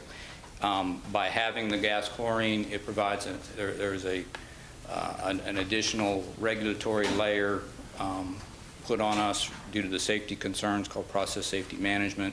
So we have an extra layer of hoops that we have to jump through to manage that and make sure we conduct those operations safely. So those are a couple of reasons why we wanted to look at going to sodium hypochlorite, which is basically concentrated bleach.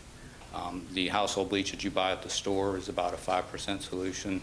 Typically, what we get is about a 15% solution. And then one additional concern with the chlorine gas is as Homeland Security has become more of an issue, there is at some point in time the chlorine gas will be more regulated and prices go up because of the safety concerns and potential for terrorist activity. So that's another reason why we'd like to get away. There has not been any problems, but we just like to get out of that market before it becomes a concern. So anyways, all that to say, we came to you and hired Hazen and Sawyer to do the contract. They did a design. Last fall, we bid out the project, and their design involved retrofitting an existing building, extensive excavation of the floor 6 feet within the building to put in these 11,500 gallon tanks, which were 20 feet tall, 15 feet tall. I don't remember exactly, but very tall, much higher than the building.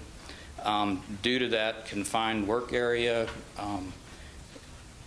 prices when we got the bids came in much higher than expected. Our budget was, our estimate was $1.4 million, and the lowest bid was about $2.3 million. So we came to you in February, and council rejected those bids. At that time, we said we would negotiate with Hazen and Sawyer to do a redesign, and so we have done that. They're going to look at redesigning with a completely new structure, so we can compare, how much of that cost was due to the complexities of working in an existing structure. So that contract here, amendment is before you at a cost of $129,000. That reflects a discount due to them missing on the estimate. So if this is approved, then we would proceed with the design and probably bid it out first part of 2019, I believe. So our request to you tonight is to approve the Amendment 1 and the associated budget amendment to establish the capital project ordinance that would carry the money that's in this year's budget forward to make it available for the future project. Okay. Any questions regarding the amendment or the budget request? Do I hear a motion from council?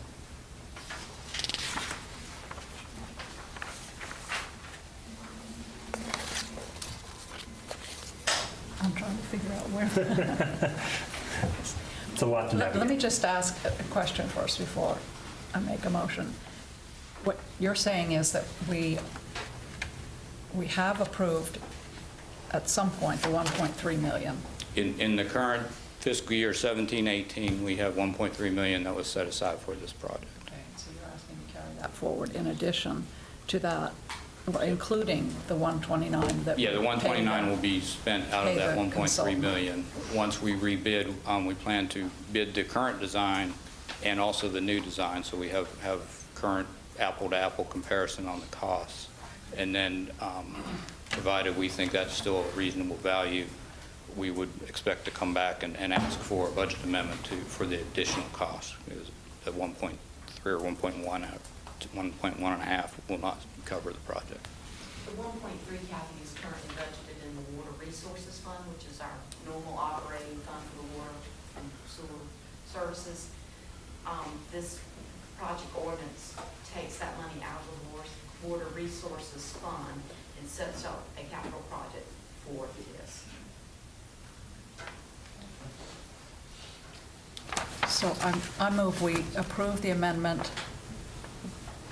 budget amendment 2018-36 for the J.D. McIntosh Treatment Process Project Ordinance.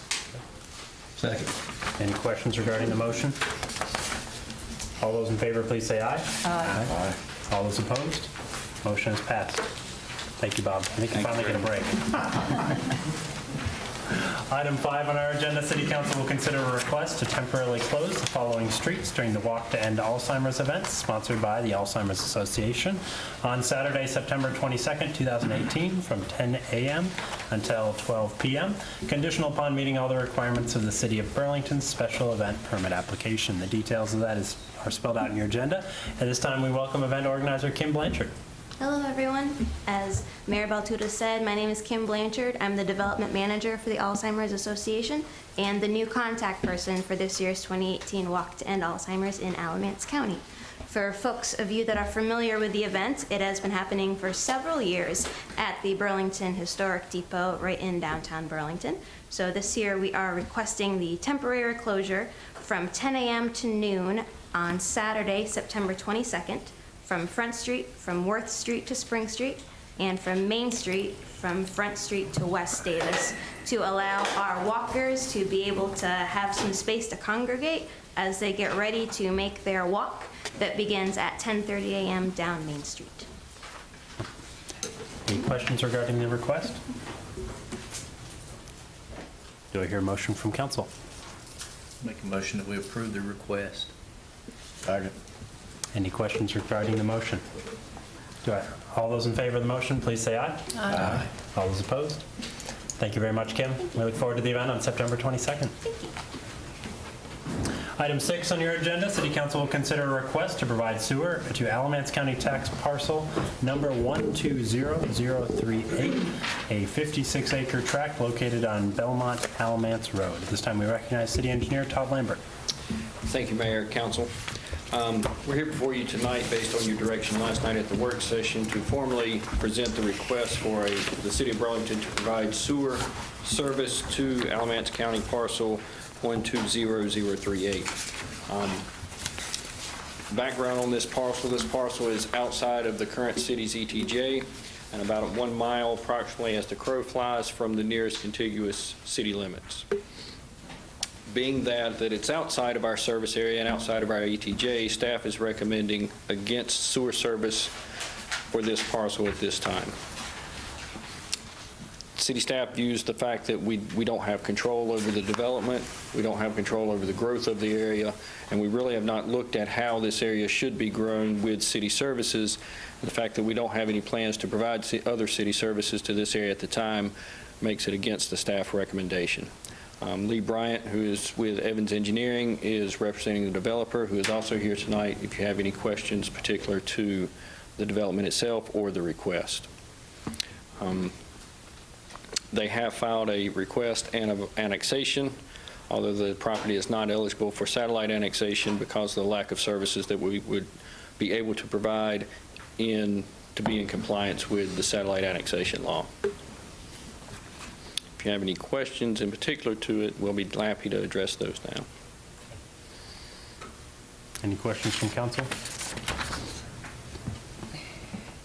Manager. Is this adjacent to, this map shows Moser having lots along Moser, but there's nothing there. That's all vacant land. I'm just trying to figure out if I was looking at the right piece of property. Yes, I think Moser is, I think there may be some houses in the back. It was an approved subdivision through the county jurisdiction, but I do not know what has been constructed, if anything, on that parcel now.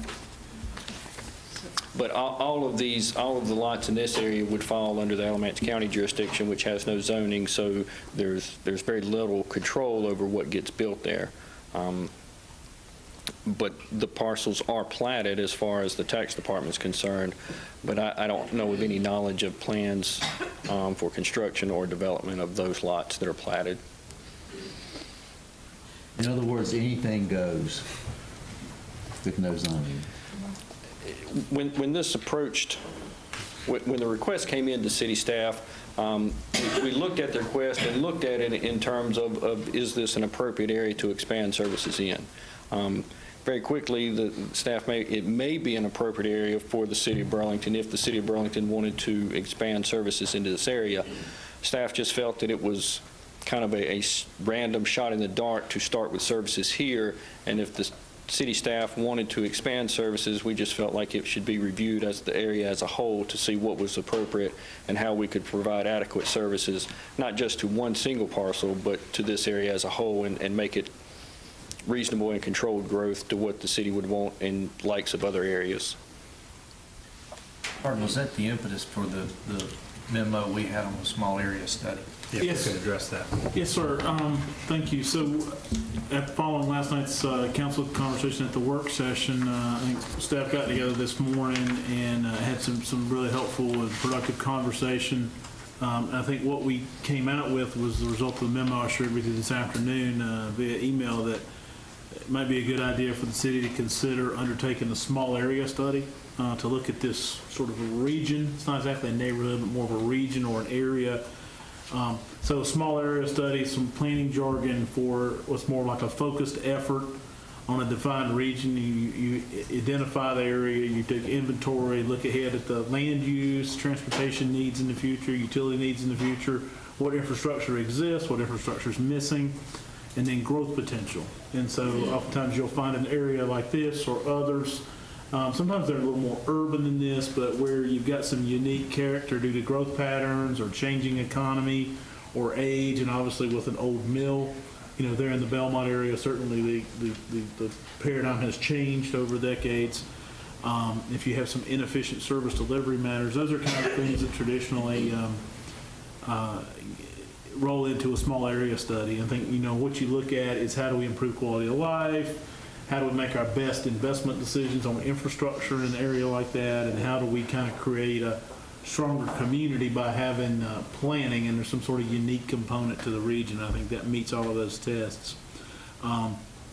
Staff believes it would be helpful, be beneficial to study the area, sort of the Belmont Alamance Road area along Big Alamance Creek for kind of those reasons I just noted. I think it'd be helpful to have an overall game plan for this region, which is unique, again, with the old mill in the area. There's certainly the intersection there. Belmont certainly has a unique, almost urban feel to a really small section. I mean, you get half a mile, quarter mile out, it starts to get rural again, but there's an urban feel there. I think the other thing that's unique, as we talked about this today, if we look to the south by about 10, 15 miles, 20 miles, you're going to find two mega sites that are priority number one for the state of North Carolina. One, the Liberty site, and then Liberty Randolph site, and then you've got the Chatham Siler City site. So there are two mega sites. The latest couple of the car plant and the Foxconn projects that we're looking at, the Liberty site, some of those we're talking about 5,000 jobs. If you talk about 5,000 jobs, the labor sheds are not large enough in the Guilford County, Randolph County area to fill all those jobs. So obviously, some of the folks are going to be commuting from our area, which is exactly what we would want to see to jobs there. The other thing we think about is if you're manufacturing cars in the future, if you're manufacturing whatever might land there, such as the kind of things Foxconn was looking at, you've got to get goods to market. And so your shortest path to 85, your shortest path to I-95 to get up and down the East Coast is going to be right through this section. And so when you think about that, and either 62 is going to play a role in that, or 49 is going to play a role in that, and they're trying to get through Burlington, right, to get to 85. So with all of that thinking about, we would be interested if council supported it to tackle such a study. We believe we could do the transportation component in-house with our transportation department and our traffic engineers and our engineering staff. We think we can do the utilities component with our engineering staff and our water resources staff. We're certainly ready and equipped to do that. What we would probably need help with, because we have one recent vacancy due to a job shift in planning, that we might invite our friends at the Piedmont Triad Regional COG to help us with the planning component of this. We reached out to them today. They are certainly willing to do so. Cannot do so, though, probably until January based on them balancing their workloads. But we would like to include them because, quite honestly, it is a multi-jurisdictional study. We would want Village of Alamance to be in the conversation. We would want the City of Graham in the conversation, and certainly want Alamance County in the conversation, since this is all, all of this is in unincorporated Alamance today. So that's kind of where we are. Looking forward to get some council thoughts on that. But it really is something that, whether it's 10 years from now, 20 years from now, something very, very, impactful is going to be happening in this region. But having said that, it'd be premature to authorize this evening based on staff recommendation at this point, right? Yes, sir. Yes, sir. And how would you predetermine the actual size of the area you really would address? Would that be part of the study? Nolan, you want to take a stab with the mouse, perhaps, of showing some of the things we talked about today? And this is very preliminary. I mean, we're talking about discussions today. So when we're looking at an area of study, it really is needs to be defined more and needs to have more discussion. But what blue is City of Burlington. You have a different shade of blue here. That's our ETJ. And then obviously this is Graham. Their ETJ is a little lighter gray. And this area here is the area that we had discussed as a staff, again, very preliminarily, about what we would be looking at in terms of studying, what's actually going to naturally flow to the outfall that falls along the Alamance Creek to our wastewater treatment plant. So we need to look at that. Certainly there's an area larger than that that could potentially flow there, but again, we're not trying to make this too broad. And I have one other map here that kind of gets to hardness points earlier. These are the mega sites. This is the Greensboro, Liberty, Randolph site and the Chatham site here. And so you can kind of get a sense for how 49 and 62 fall in that, and kind of get more of a sense here in terms of context of how this study area would fit into that. So. In reference to the mega sites, there's always already agreement with Greensboro to provide both water and sewer. Is that correct? Correct.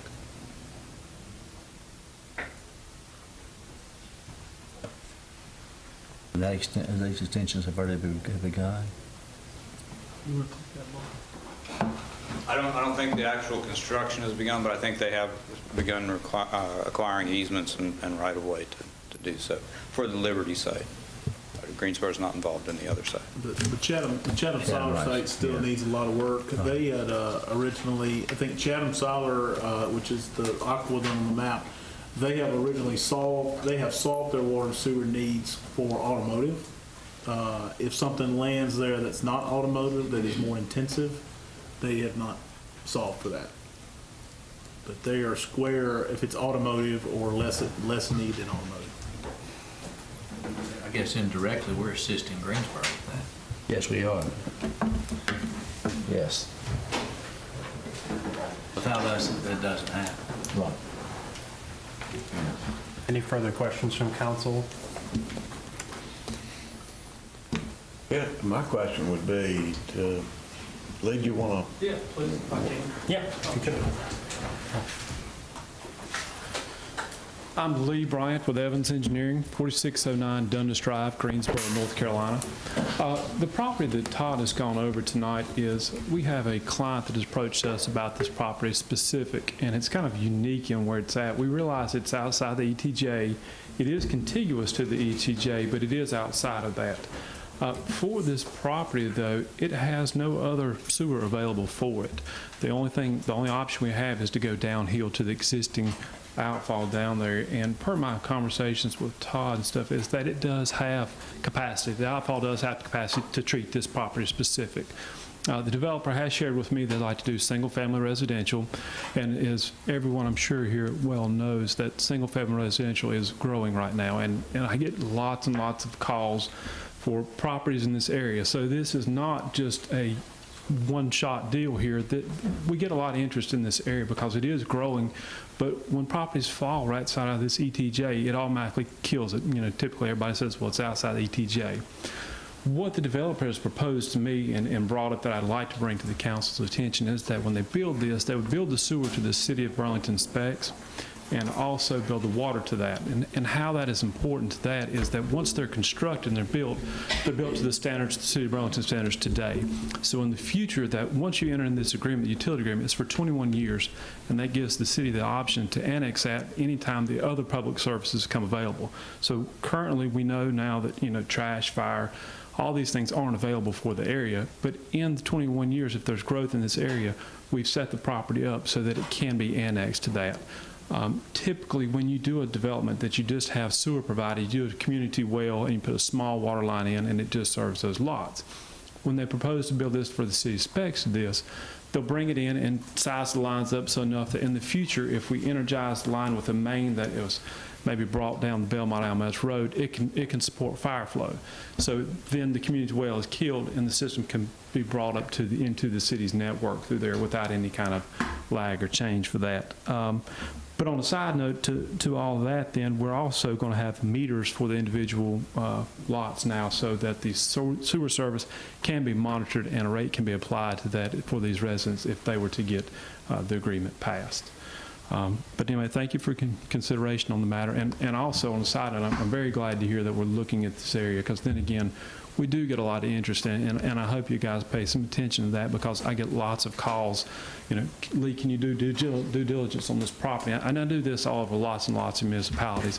In this area, currently I've got 2 to 3 different properties I've looked at here, so it is an important thing to look at this area.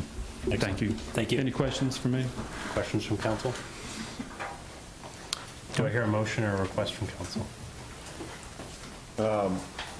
Where I am, I don't know if I were to make a motion tonight, I'd make a motion based on staff recommendation is to deny the request. However, I would like to think about it a little longer, in particular in light of, you know, the study proposed and get some feel for it down the road, you know.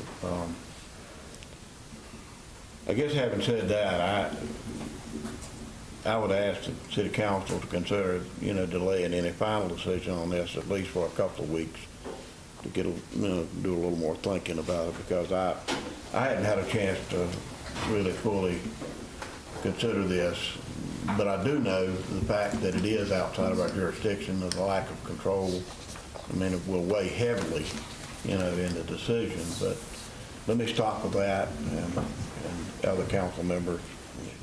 I would appreciate your thoughts as well. So, well, I think I wrote to somebody that I went out there today and I was really astonished at the amount of development that there has been in that area. I mean, my memory of that in years past is there's nothing out there except a few single-family homes and some farms. But the traffic and just the number of people out there now really surprised me.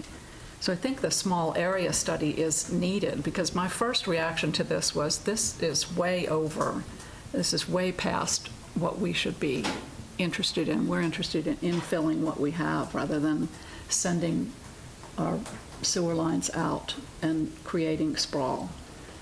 But there seems to be a lot of development pressure in this area. I saw a number of pieces of property for sale. So it's a really changing area, is my takeaway. If we turn this down tonight, there isn't any reason that it couldn't come back to us, right? Because it's not a zoning, so it could come back anytime. Right. There would be, my understanding is there would be no time limit because, like Mr. Ward said, it's not a zoning issue that you have to wait or change something. And certainly staff would would look at the area as a whole, and if there was some plan of growth and controlled growth in this area, then that would weigh on staff's recommendation. That's one of the biggest reasons why you're getting the negative staff recommendation now, is there's no planned growth in this area, so why extend services to an area that we don't control and there is no planned growth to, when we have infill areas that we do know are planned growth. Manager, based on staff resources and COG resources, you said that we wouldn't be able to begin work until maybe January on that plan? Piedmont Track COG indicated they could not start before January. That was the first place we called, to be quite honest. If there's interest in moving that more quickly, we can certainly find resources more quickly. My guess is someone in the private sector would be willing to tackle it before January. Okay. Do you have an estimated timeline on what that study would take to complete?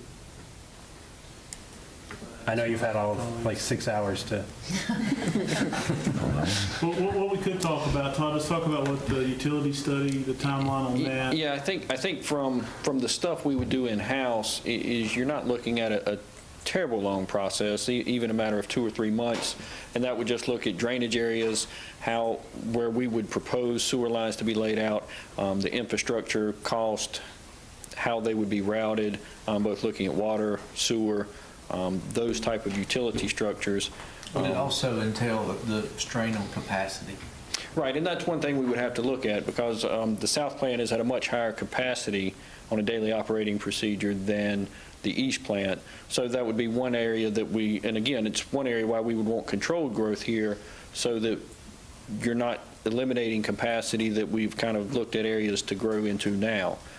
So that would be one thing we would look at with the sewer capacity study, routing lines, both water and sewer. Just so everybody's aware, the capacity element is permitted by the state, is that not correct? So That's right. It's a maximum that we can treat. That's right. And there's some timelines and kind of milestones that get triggered. Once we reach a certain capacity, we have to start planning for upgrades. Once we reach another capacity milestone, we have to start implementing those upgrades. So those would certainly weigh into this type of study. I'll defer to Amy Nelson, our planning director, when it comes to the time frame for a land use type study that would be associated with this. Certainly for in-house, we could, if we were fully staffed, we could do it faster, but it's going to depend on the schedules of consultants, and they're all quite busy now as well, but I'm sure we can find someone to squeeze us in. I wouldn't think it would be too much longer than what the staff timeline would be for the other in-house components. They'll have to look at demographics and work areas and various census data, but extending land use from looking at our comprehensive plan and trying to make a guesstimate on that into this area, as well as what it seems to be heading towards as far as growth in the future, and looking at the communities to our east and west from the Triad and the Triangle, and the growth areas for those as well to play into this.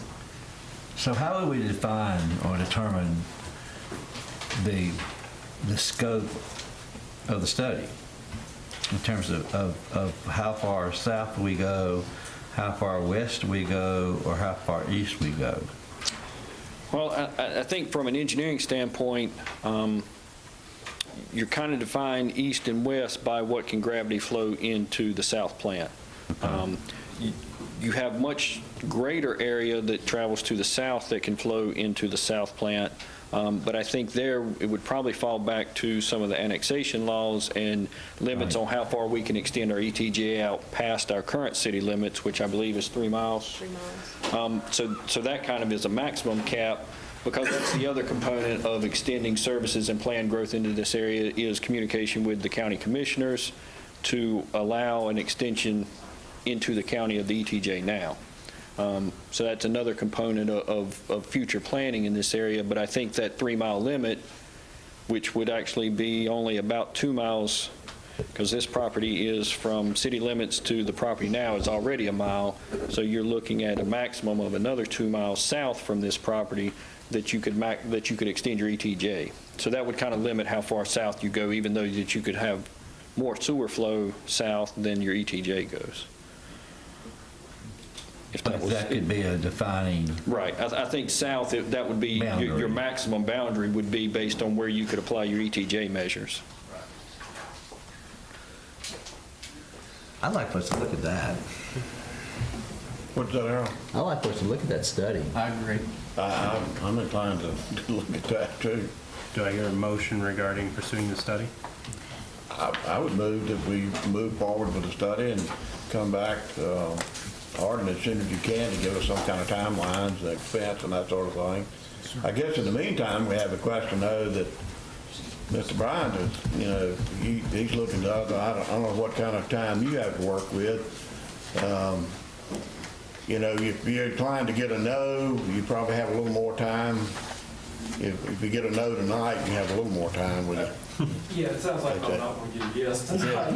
It sure does sound like it, doesn't it? Yeah, but it's very encouraging that you are going to look at this area and that there is the potential for that. So I can go back, and that really helps the sellers of the property as well, because if not, they're bound to what the soils are on the property.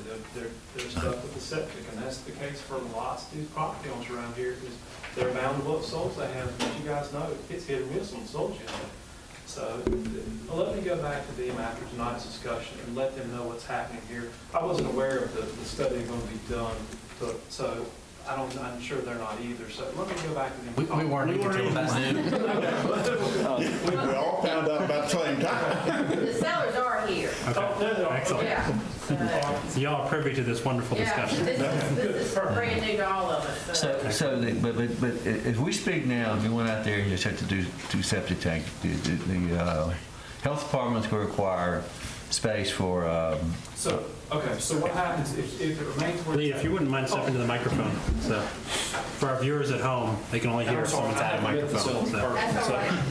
So what happens if it remains in the county like it is now with no connection to the sewer? Alamance County is, the way they do theirs, they don't have essentially a zoning like Burlington does. It's based on a couple of different things, and I happen to write all this down too. So for a septic and a well, it's a 30,000 square foot minimum lot. So if you were to come out there and you were going to leave this thing and do one well on your property and do sewer on your property, it's a 30,000 square foot lot. If you come in and you do a community water with steel septic on your site, you can go down to a 20,000 square foot lot. If you have community water with a well on the site, or community sewer with a well on the site, you can go to 10,000. If you have community/public water and sewer, you can go down to 8,000 square foot per lot.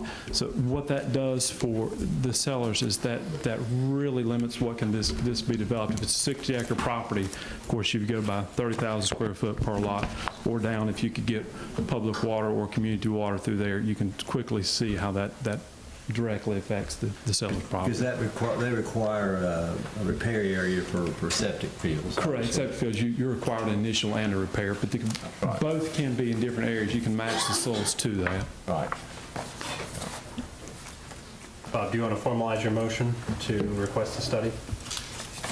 Yes, I guess in the meantime, maybe to delay any decision on this. Let's do two motions, if you don't mind. So. Mayor, may I speak real quick? I'm Sean Shaw. Yeah, if you could step to Just the developer, Lee, I'm Sean. 6125 Burlington, North Carolina, 62. But the developer himself had a personal issue at home, so he couldn't make it from Raleigh tonight. But I work at Universal Forest Products out on, it used to be Shaw Industries, as much of you may know if you've been around the community a long time. But just to speak briefly on his behalf, that they're a small, regionally owned builder, currently building in Wake County, Mebane, and Burlington and Alamance County currently. And so, you know, as you guys spoke, and I appreciate this opening up different avenues other than, you know, maybe the one directly in front of us, but I'll just say that I think it's a great opportunity. Universal itself is expanding. Actually, one of the sellers, Mike, works for Universal Forest Products. And, you know, I think that part of the county is starving for, you know, good homes and places for people to live and work. We hire a lot of people that's in Burlington, lives in the city limits. But anyway, I just want to briefly say that while you weren't here tonight. The question would be, if you make another motion, would to delay the specific agenda tonight, would it need to be correlated with waiting for the full study, or, you know, would it, you know, how would that work? I think the answer to your question is, we mentioned there's this item on the agenda, or there could be a zoning item. A zoning item, if it's denied, has a time requirement before it can come back to the process. Because this is not a zoning item, there's no time limit. So denying it tonight does not prevent you from bringing it back rapidly or as soon as the study is done.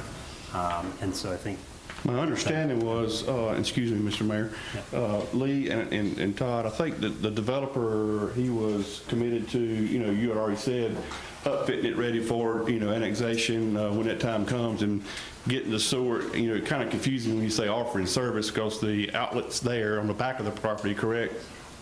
Somewhat. The current sewer outfall is on the north side of Big Alamance Creek. Right, which is on the back side of the property. Yeah, I don't know the exact relationship in this area of the sewer line versus the property lines, so potentially there could even be a small easement needed on the north side of the creek's private property, but I don't know that detailed plan has been. That's correct. There would be a small easement connected to it. Okay. But they were committed to paying the expenses and doing it per the specs of the city. I'm sure from a legal standpoint, I deal with that every day. It'd have to be a contractual agreement, that all that's withstand. Because I heard the word uncontrollable. I don't think it would be uncontrollable. It could be definitely monitored in an appropriate way and put into the specs that could be annexed in the near future. So I just want to give that brief statement, and thank you for your time. Thank you for being here. Thank you for your comments. But Amy, that would take some fairly significant time in terms of if you're looking at going that far to the south in terms of annexation with the present laws. Yeah, I mean, there's distances between corporate limits. Right. Which we would meet. We're fine with that, but getting the EPJ, if we wanted to do that, as a result of this study, it can tell us how worthwhile something like that would be for the city, how expensive it might be. So it will take some time to get the study complete, and then there has to be an opportunity for you guys to take a look at it and see what you think. Mr. Owens, if your question is, can we annex that property, the answer is no, because we can't provide water service to it. That's right. Public water service to it. That's my point. Yes. Currently, a satellite annexation will require both water and all the other basic services, which include adding a trash route to there, police, fire. But my point is that we can't do that. But my point, though, on the study, that gives you the possibility to look at continuous growth in an orderly manner at some point in time to get down in this area. Yes. With some structure to it. That's right. We're right now, even with infill, we're limited to urban sprawl, but that you can sort of pick a path, maybe create your own sprawl. That's right. Right. And I think the concern, both from a staff level, is when you look at the county's mechanism of control is it can be anywhere from what essentially would be R30 zoning to down to R8 zoning if they were on a community well and City of Burlington sewer. And that's a big swing over what can go there when you're talking about an R8 lot versus an R30 lot or anything in between. Yeah. It is. Bob, did you want a motion? Mayor, first of all, I'm inclined to make a motion that we study this area because it sounds like there's some interest. And I personally I think we should grow, and that's one of our growth areas, and I think we need to look at it. And I would make that motion and ask the manager and staff to come back with us at the next meeting, give us some kind of timeline with respect to the study. Okay. And do I hear a second to that motion? A second. Any questions regarding the motion? I would like to comment, Lee, and thank you to the property owners for just bringing this opportunity to the council's attention and letting us begin this work. Because as you've seen, this has not been a priority area for the council. And with your help, you're helping steer our decisions and steer our research. So, any questions regarding the motion to pursue the study? All those in favor of the study, please say aye. Aye. All those opposed? Motion is passed. Do I hear a motion regarding this agenda The second item? motion I would offer, Mayor, would be that we delay any decision on the request on the agenda until the next meeting, and we'll see how, the study plays into what the city possibly in terms of timeline can do. So therefore, having said that, I would make a motion that this matter be be tabled until, the next meeting in this month, That'd be June 19th. June 19th. Okay. Do I hear a I second that. Any questions regarding the motion? All those in favor of the motion to delay to June 19th, please say aye. Aye. All those opposed? Motion is passed. Thank you very much for your time this evening. That concludes our agenda items. We have no public comment folks signed up tonight. Do I hear any city council comments? Mayor, I just have one brief comment, and let me say how thankful and appreciative I am of staff. This is probably one of the most thoughtful, combined, created budgets that we've worked as a collaboration with everybody on it that maybe I've seen since I've been on council, which has been a pretty good while. So everybody's effort, from department heads and staff and fellow council members, worked really hard on this. The one thing I do want to comment, because I think it is a little similar, but it's different, is that I read the Alamance News article Thomas wrote regarding the appointment of the assistant managers or the creation of the organizational chart. And then I've heard several comments about it. But really and truly, the budget is separate of how staff is created and how the city manager operates. And although we fund positions, and any position can be pulled because of lack of funding, I think it's real important that we understand that the organizational aspects need to survive. They need to go beyond today. We've got to be thinking ahead. I've had the privilege to serve on boards of private and public enterprises, and one of the things that always is prevalent with your governing body is that you must have a succession plan. There needs to be something in place to be sure that the enterprise succeeds regardless of what catastrophes may hit us. This goes light years to creating a quasi-succession plan without even doing so, because we have what I call better role clarity about positions and leadership and things of that nature. And in my world, this is not something that we started talking about during this budget session. I brought this up myself personally to Harold Owen in 2013, so 2011 actually. Mayor Wall and I talked about this multiple times. So just from a standpoint of that term role clarity, everyone in the organization needs to understand what their role is and be very clear about it. And what happens is when you start layering responsibilities on someone without role clarity, you have a muted organization, and nobody really understands clearly with role clarity what that person's responsibility is.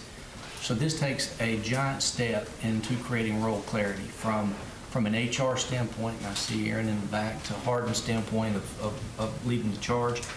And then more importantly, it enables us to further perpetuate staff development, because now that we have clarified what each role is, it's easier to develop staff at a higher level with more structure, more internal focus on how we want to look, act, and feel as we move forward, and then create leadership teams off of that. So, one of the things that we're very healthy financially. We're proud of that. I know this council and councils prior have worked hard on our finances, but in some regards, we don't even have staff to deploy the capital that we have, similar to the sidewalk budget that we have with 5307 FTA funding due to Link Transit. This reorganizational piece goes one step further in helping us take advantage. We've got a lengthy plate of goals and ambitions, but we couldn't even take advantage of federal monies because we're understaffed regarding the ability to engineer and design what we're trying to accomplish. So we can have all these great big ideas, but if we don't have a staff with role clarity and strong leadership positions, we can't act upon anything. We're bound by our own structure that we currently have. So Hardin, I congratulate you and commend you on working hard on this, and I know you've done it for a long time. And I'll tell you something, this goes back, it predates Hardin. Harold worked on this many, many years ago, and previous councils. So I've heard a lot of comments. This is separate from the budget. The budget is the budget is the budget. I mean, we're going to fund staff positions. We can explain it over and over and over, but reorganizing what we have is different than the budget that we're currently operating under. And I think Hardin did a wonderful job in explaining how this, in turn, is actually saving money long-term with unfunded, or funded, but unfilled positions. So I just felt compelled to give my 2 cents on that, and I appreciate everybody listening to it. Thank you, Jim. Any other council comments? I do wish that you could have said that to Buddy, because I think that was the point he was trying to make. His 5 minutes was up. Any other council comments? Do I hear a motion to adjourn? No move. All those in favor, please say aye. Aye. All those opposed? Thank you everyone for coming tonight. So was the organizational plan?